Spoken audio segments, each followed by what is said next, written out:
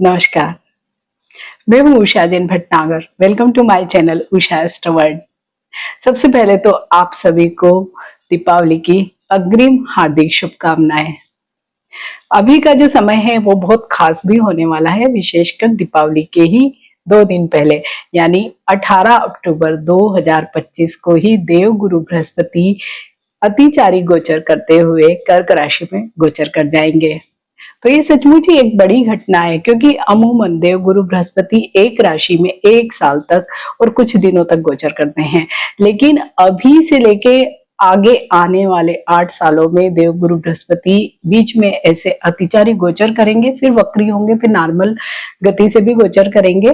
तो वो 12 सालों के बजाय 8 सालों में ही 12 राशियों में गोचर कर जाएंगे। तो ये एक अलग तरह की ही घटना है। प्लस अभी ही शनि देव ने भी जो नक्षत्र का परिवर्तन किया है वो भी बृहस्पति देव का ही नक्षत्र है। तो ऐसे कई सारे कॉम्बिनेशन बन रहे हैं जो बेहद खास हो गए हैं। तो जब देवगुरु बृहस्पति अतिचारी गोचर करेंगे तो सभी 12 राशियों पर इसका बहुत अच्छा प्रभाव पड़ने वाला है, क्योंकि जो कर्क राशि है जिसमें वो जाने वाले हैं वो बृहस्पति देव की उच्च की राशि है। तो सबसे पहले तो वीडियो की शुरुआत में राशिफल देखने से पहले ये जानना बेहद जरूरी है। आप चाहे तो इसे स्किप भी कर सकते हैं, लेकिन मेरा ये मानना है कि हमको पहले कोई भी परिवर्तन हो रहा है तो उस परिवर्तन को जानना बेहद जरूरी है, ताकि जो राशिफल हम आगे सुने तो उसको हम कैसे अप्लाई कर सकते हैं, तो उसको बहुत अच्छे से हम समझ सकते हैं।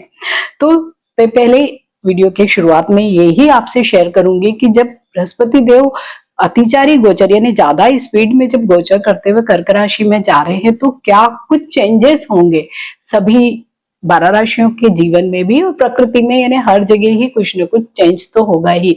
तो वो देखेंगे। देन प्रत्येक राशि के लिए मैं एक अलग से ही डेडिकेटेड वीडियो शेयर कर रही हूँ, ताकि किसी को भी टाइम स्टैम्प या जैसे होता है ना कि हम स्किप करते हैं, वो सब करने की जरूरत नहीं होगी।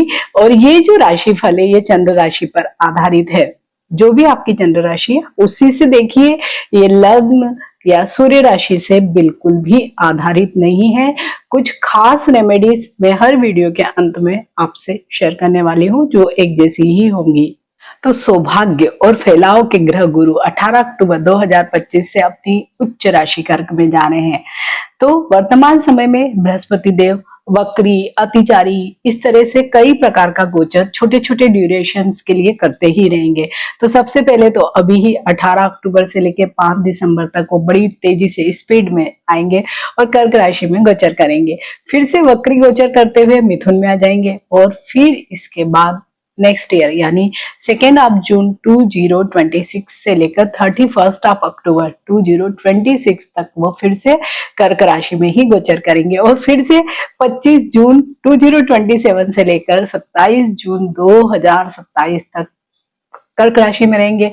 तो इस तरह से इनका जो गोचर आगे पीछे चलता ही रहेगा। और अभी वो अपने नक्षत्र पुनर्वसु नक्षत्र में भी गोचर करेंगे, इसलिए ये खास बात है। और यहीं पर वो 11 नवंबर से वक्री भी हो जाएंगे। तो जैसे जैसे वक्री, मार्गी, जो नक्षत्र परिवर्तन जो भी चीजें होंगी मैं इनके बारे में भी आपसे वीडियो अवश्य शेयर करूंगी।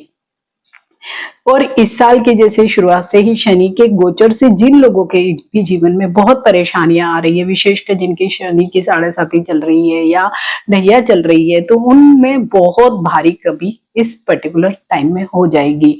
क्योंकि बृहस्पति देव कर्क राशि में जा रहे हैं तो काल पुरुष की कुंडली में चौथे भाव में कर्क राशि आती है। कर्क राशि को माँ की राशि भी कहा जाता है, क्योंकि चौथा भाव कुंडली में माँ को भी रिप्रेजेंट करता है सुख के साथ। तो कर्क राशि की जो अधिष्ठात्री देवी है वो स्वयं माँ पार्वती है। तो इसलिए जब कर्क राशि में बृहस्पति देव आते हैं तो गौरी शंकर योग बनता है। कितना अच्छा योग है ना, नाम से ही लग रहा है।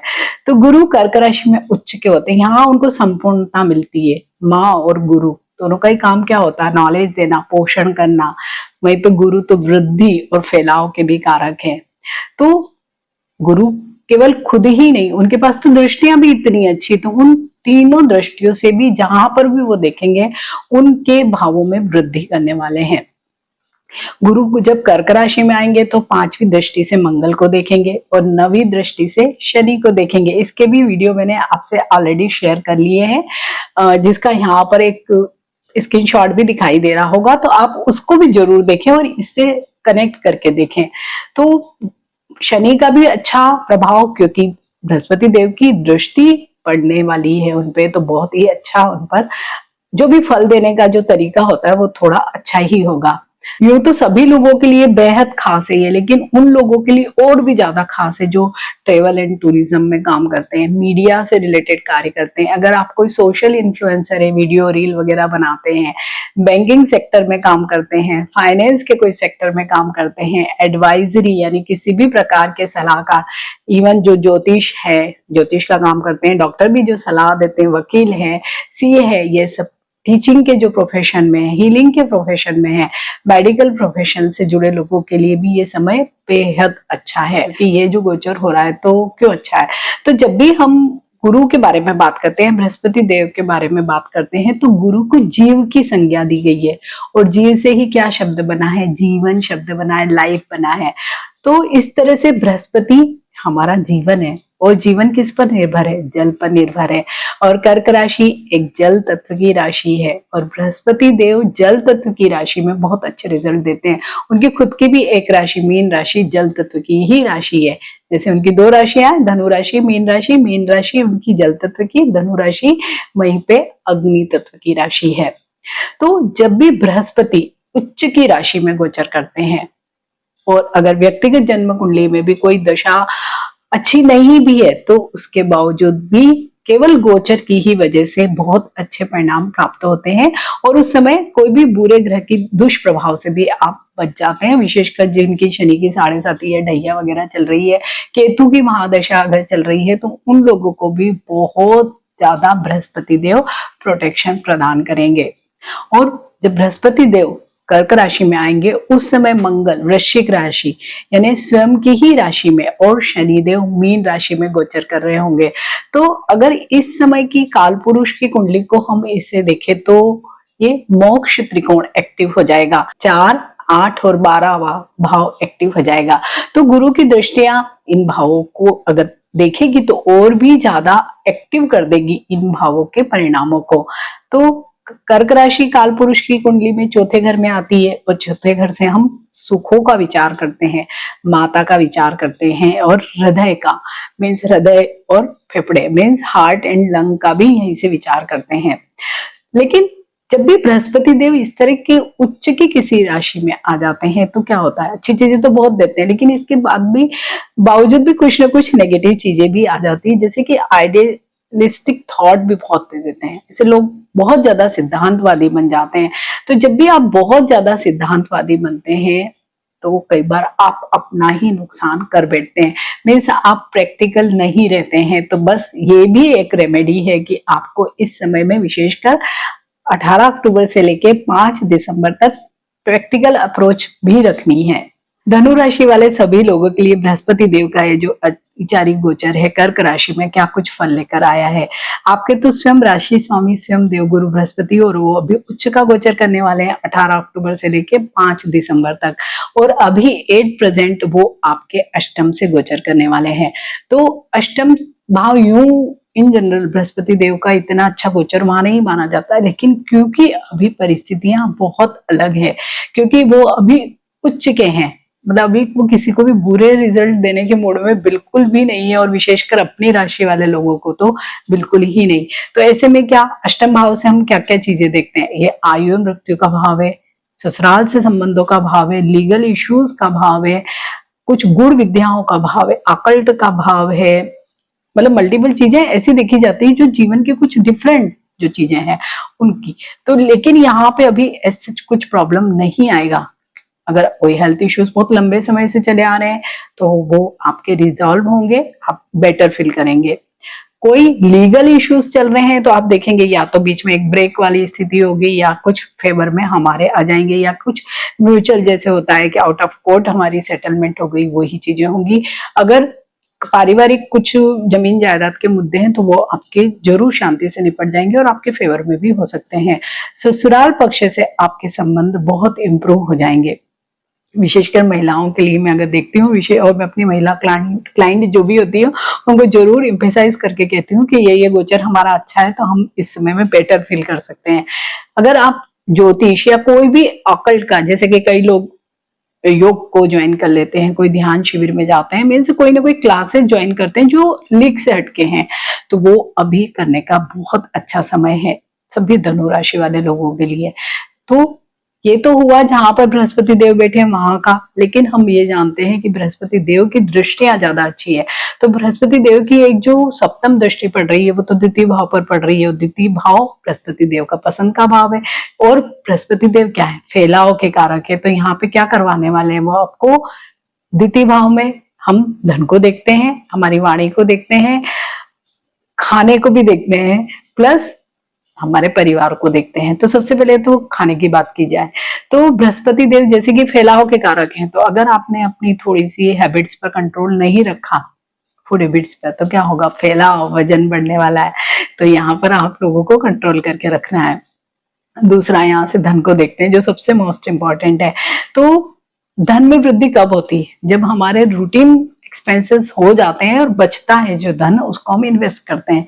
तो बस यही स्थितियां आपकी बनने वाली है। इट मीन्स धन आएगा इतना ज्यादा कि आप खर्च भी कर लेंगे, बचा भी लेंगे, कुछ इन्वेस्ट भी कर लेंगे, या आपकी जो एग्जिस्टिंग इन्वेस्टमेंट है तो उसमें भी कुछ न कुछ वृद्धि होगी। सपोज आपने शेयर लिए हैं पर्टिकुलर कोई स्क्रिप्ट के, तो अब अचानक से उसका रेट बहुत बढ़ गया, मीन्स वहां पर वृद्धि हो गई। आपकी वाणी, क्योंकि बृहस्पति देव की दृष्टि है तो क्या होगी, बहुत सौम्य और संतुलित आपका व्यवहार होगा, वाणी होगी। तो परिवार, यहाँ से हम परिवार को भी देखते हैं, तो परिवार जनों के साथ आपके रिश्ते बहुत मधुर हो जाएंगे, बहुत हार्मोनी वाले हो जाएंगे। हो सकता है कुछ आपकी गेट टुगेदर वगैरह भी इस महीने में बहुत सारी हो। इसके अलावा क्योंकि बृहस्पति देव की दृष्टि जहां पड़ती है तो कुछ न कुछ एड ऑन करते हैं, वृद्धि करवाते हैं। तो परिवार में वृद्धि कैसे हो सकती है, या तो बच्चे का जन्म हो या मैरिज के थ्रू किसी भी मेंबर का घर में आगमन हो। तो इस तरीके की स्थितियां आपकी हो सकती है धनु राशि वाले सभी लोगों के लिए। तो एक बहुत पॉजिटिव दृष्टि है बृहस्पति देव की, और विशेषकर 18 अक्टूबर से लेकर 5 दिसंबर तक तो बेहद खास है ये समय। तो इस समय को आप लोग को जरूर यूज करना चाहिए। वहीं पे बृहस्पति देव की एक दृष्टि पड़ रही है 12वें भाव पर। 12वां भाव क्या है, व्यय का भाव है, विदेश का भी भाव है, मोक्ष का भाव है, शैया सुख का भी भाव है ये। इसके अलावा ये आश्रम का भी भाव है, कारावास का भी भाव है। कितनी कंट्राडिक्टरी चीजें है ना। तो यहाँ का ये भाव है। तो इसमें जब बृहस्पति देव की दृष्टि पड़ेगी तो क्या है, खर्च तो होगा, लेकिन खर्च कहाँ होगा, क्योंकि एक दृष्टि पड़ रही है चतुर्थ भाव पे जो है भौतिक सुखों का भाव। तो भौतिक सुखों के भाव पर जब बृहस्पति देव की दृष्टि पड़ेगी तो वो क्या करवाएंगे, भौतिक सुख। अभी बहुत लंबी भारी लिस्ट है हमारी, मतलब हम पता नहीं क्या क्या चीजों से खुश हो जाते हैं। तो बस उन चीजों को आप एड ऑन करने वाले हैं।